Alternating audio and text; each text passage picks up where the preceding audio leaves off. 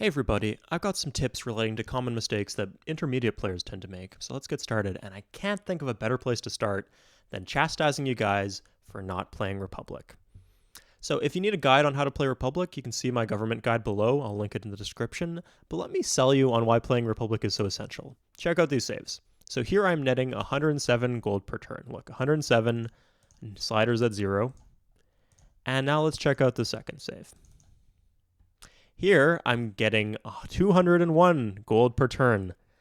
Nothing has changed in between these saves, except I switched from Monarchy into Republic. Look, slider's still at 0. If you switch into Republic and you incur no unit support costs, you are likely increasing your disposable gold by about 60 to 90%. Likely on the higher end of that if you're new, since you're likely building a lot of buildings and maintenance on those buildings is very expensive. I need you guys to understand how absolutely crazy insane this bonus is. Almost twice as much money to spend on science and happiness. This is so godly powerful that there are very few situations and reasons not to go for it. So I'll load up another save file, and I'll tell you that if you play Civ 3 on Emperor or higher, you need to either rush someone or you need to go Republic. No exceptions. You wonder why you always fall behind in tech? You wonder why this guy's falling behind in tech? Look at him. He's got way more land area and population than any of his rivals, but he's still an era behind. And why is that? Well, he's in monarchy. India, democracy, democracy, democracy, democracy, republic. Those are all governments that have the commerce bonus. And like I said, the commerce bonus is absolutely insane. Yeah, like I know what you're thinking. Swade, monarchy is easier. You know what's also easy? Uninstalling Civ 3. But you're not going to do that. You don't want the easy way out. If you're watching this video, it's because you want to win. And if you want to win, you play Republic or you fight. Or both.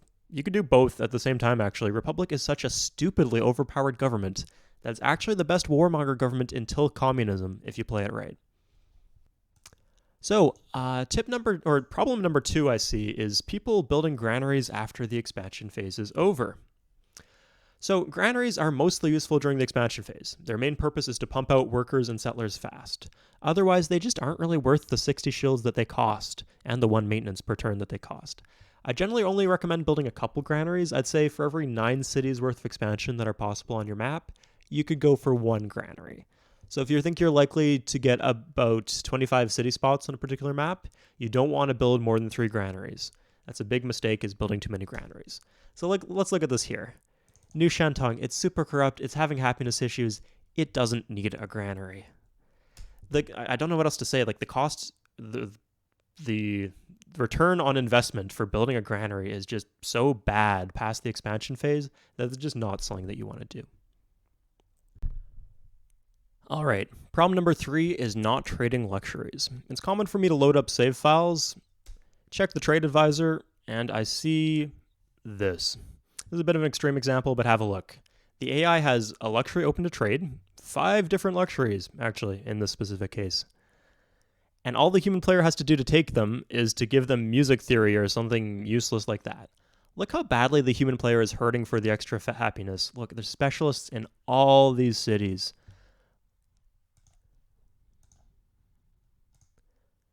Look how many shields, how much food, and how much commerce the human player is giving up by not having these luxuries. So luxuries give one happy face to all your cities. And the value of a happy face is about 1 gold per turn. I mean, that's what you pay through the happiness slider if you're using that. So a single luxury can give up to 4 happy face per turn, actually, if you have marketplaces and enough luxuries. So all this means that the value of a luxury, if you have, say, 20 cities, is about 30 gold per turn. This is a massive economic boost if you can get, and you can get it pretty much for free if you play your cards right. Like, look at this. We'll go to the foreign advisor. We'll call up England. She will give us wines for frickin' horses. She has smart weapons. Horses are useless for her. Horses are useless for us. This is basically her giving us a free luxury, which is the equivalent of hundreds of gold in this like late game scenario where he's got markets on all his cities, and he hasn't done it. We'll call up someone else. Let's call up the Sumerians. Frickin' recycling. We can get dyes for frickin' recycling. What do you need recycling for? What does he need recycling for? Nothing. That's what he needs recycling for. This is just a free luxury. All you have to do is call him up and take it. You can secure about 5 to 8 luxuries without paying much, just in exchange for techs and resources of your own, like iron and horses, especially outdated techs and outdated resources. Although sometimes it's even worth paying cash for luxuries. And I mean, having a lot of luxuries frees up your cities from needing to build temples and frees them up from using the luxury slider. So make this a priority in your next game. So, problem number 4 is not understanding how to grow cities. So, population is good. Population is what gives you settlers, workers, shields, and commerce. Often when I open up the save files, though, players have cities that just aren't growing, even though they can grow. The player just hasn't managed their growth properly. So basically, you want food. Food grows your city. If you don't have enough food, your city can't grow. Citizens eat 2 food per turn. So to grow your city fast, make sure you have surplus food. So surplus food is the food you generate minus the food that your citizens are eating. So in this case, 3 surplus food here. How do I increase the food if my city's not growing? Well, first, zoom in and shuffle the tiles around. So this is something you can do here. Look, you just click on the city center and it'll reassign the citizens.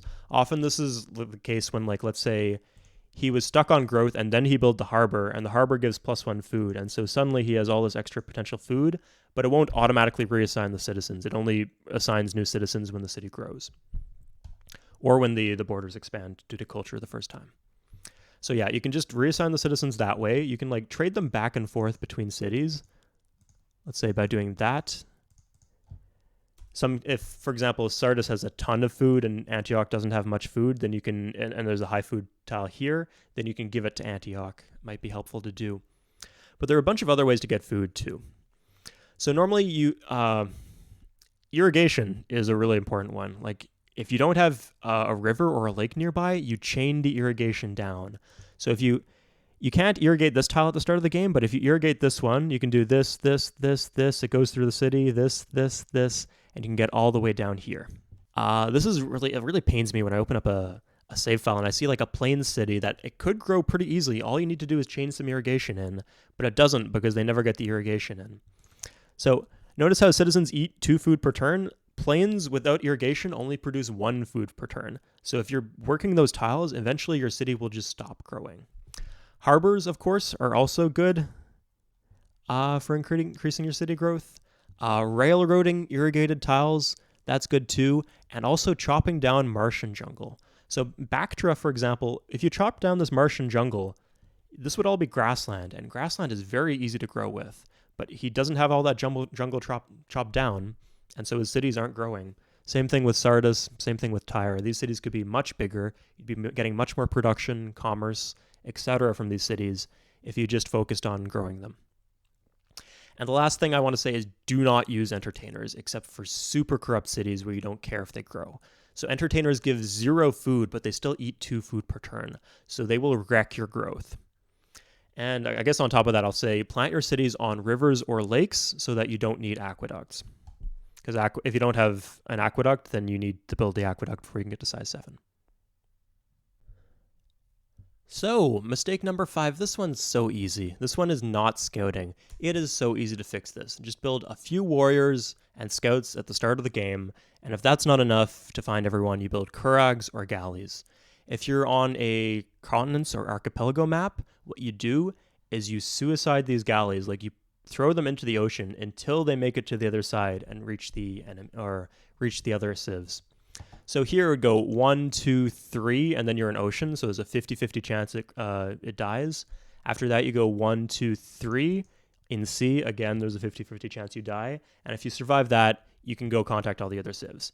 So there's a 25% chance that if you send a galley, it's going to get through. So all you need to do is send like 4 or 5 galleys, and you're pretty much guaranteed to get contact with all the civs on the other continent. And I can't stress enough, having early contact with the other civs is so handy. It will net you thousands of gold worth of trading opportunities throughout the game if you're trading, which you should be.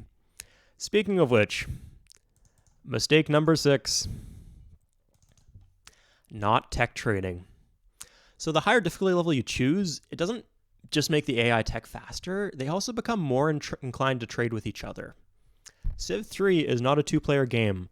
When you trade, say, mathematics for writing, you gain, the Mayans that you're trading to gain, and nobody else does. Everybody who participates in the tech trading wins. The only people who lose are the people who don't trade. But Suede, you say, I don't want the AIs to get ahead. Well, I mean, someone's going to sell the Mayans mathematics. If you let the Zulu or whoever sell it to him, that is what lets the AI get ahead. So the Mayans still get mathematics, the Zulu get a ton of gold, and now you don't have grading. So in higher difficulty levels, a tech lead isn't an advantage. You sell these techs for massive sums of gold per turn, and that's what gives you the advantage. You get richer, the AI gets poorer. Yeah, and if you don't take that gold, someone else will. If you watch my playthroughs, I will often trade pottery for 10 gold in the early game if I don't think I can get anything better by waiting. You take what you get, and you use that to build up a lead. Let's look at this in this example here. So let's call up the people on the other continent. Let's say the Ottomans. Physics for banking. What will he give me? Physics for banking, music theory. 34 for gold per turn and 50 gold flat. Do you know how much 34 gold per turn is? That lasts 20 turns. So that's almost that's 750 gold between those two things. And you get 2 techs. This is such an insane deal. And he's going to get physics anyway. You're not going to be able to hold this lead. You're in monarchy. You're making that same mistake over again. Yeah, you trade away what you have. Same thing here. Okay, I mean, what do you need music fury for? You might as well take the 19 gold. You're not going to get anything better for that. He's not going to really benefit from that. Same thing here. Dyes. Do you know how useful dyes are? Like I said, 1 gold per city per turn is the value of a luxury. That is worth so much money. Just do these trades, and you'll really thank me for it. Trade whenever you can. So, the final tip, the final problem I see is not using defeat in detail. So there's something in war called defeat in detail. Basically, it means when you outnumber the enemy at a particular location, you are at an advantage.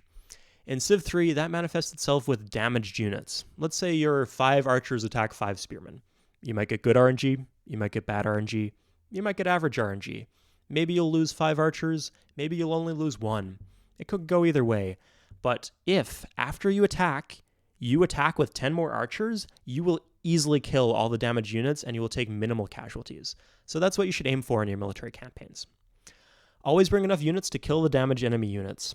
Veteran players are experienced enough to know exactly how many troops they need, roughly, to take a city or a particular objective or to defend a city, etc. If they have enough units to continue with the attack, they'll continue with the attack. If they need to wait for their units to heal up or wait for reinforcements, they'll do that. Intermediate players don't do that. They might be smart enough to group their units up at the start of a war, but they will often overextend and they'll take bad trades. They'll continue pushing forward with half-assed, piecemeal attacks without accomplishing their objective, without taking the cities. On Monarch or higher, that's just not good enough. You can't afford to be losing units in unfocused attacks. Wait until you have enough units to take the city before you send them into enemy land. Here's an example of this here. So he's made decent progress with his legions into Persian land, but then he starts getting bogged down. So look at this right now. He has 26 legions.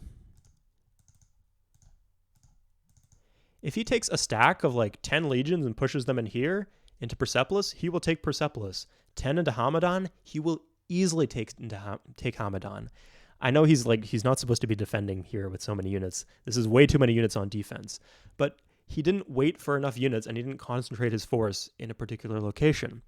And so he goes in, he doesn't kill the damaged units, he doesn't take the objective of the city, and then he gets pushed back with longbowmen. This is a costly war. You need to have your wars be decisive. You need to be the one doing the killing, killing all the damaged units.